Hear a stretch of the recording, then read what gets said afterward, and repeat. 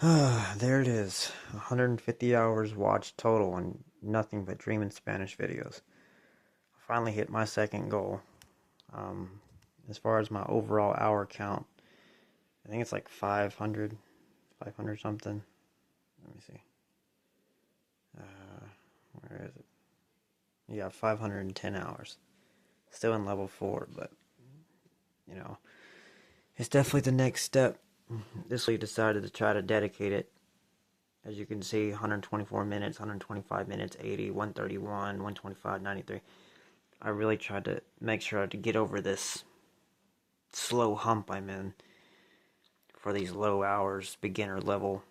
And it's like, I think I'm at the point now where it's commit again. It's like I have to recommit. It's like once you get to a specific point in your beginner level, you have to commit to the intermediate level. Otherwise, you're just going to stay a beginner or even lose the progress you've made.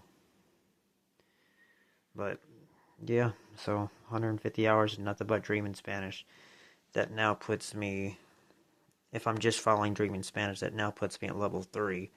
My overall level is level 4. But I think I now can do the intermediate by following the program. I can do the intermediate videos. Yeah, videos to watch intermediate at 150 hours.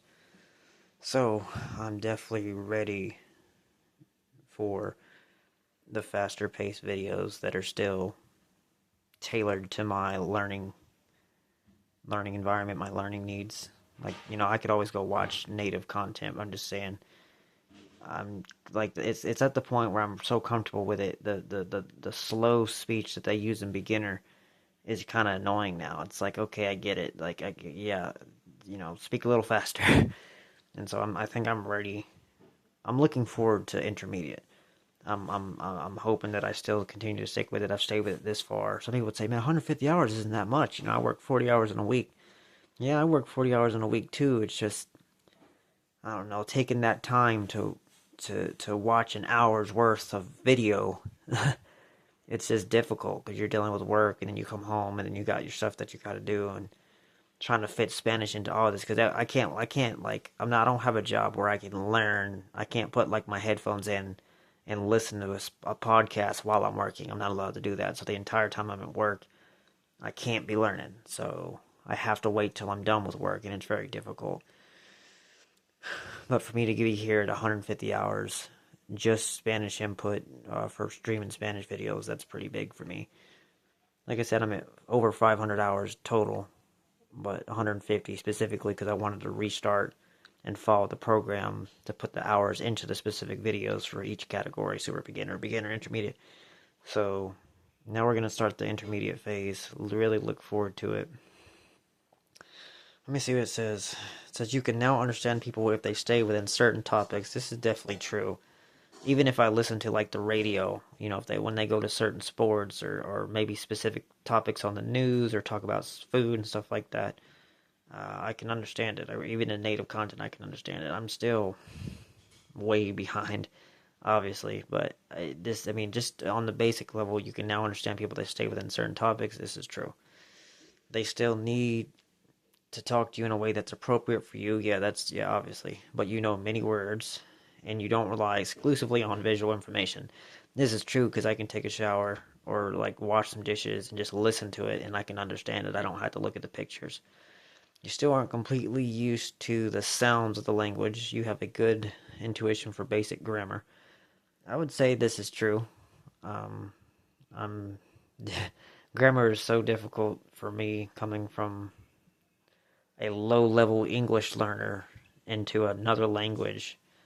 And some of the grammar rules is kind of backwards sometimes. And it's just different for sure when you compare English to Spanish. I mean, it's not completely different, but from my growing up and my background, it's really difficult. So that's just how it is for me. As far as the sounds of the language, I've been listening to the language a lot longer. Like I said, my total hours is about 510.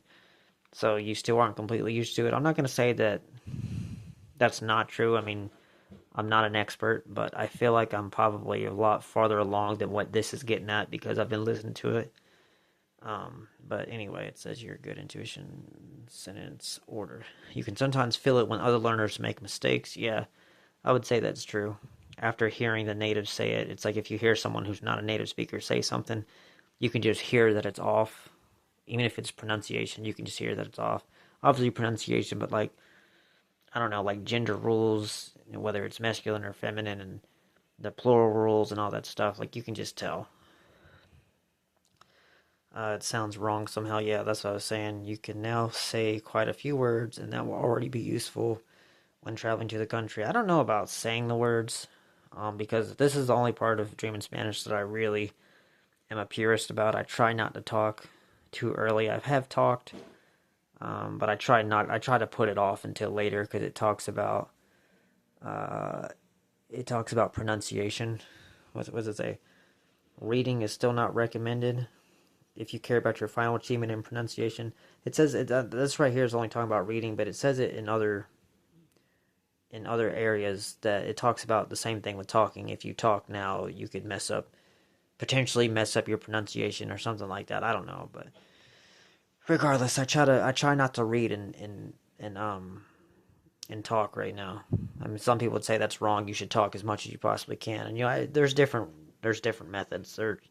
I'm not trying to put down any one method or put down any other method or anything. I'm just saying specifically for this method, that's what he recommends.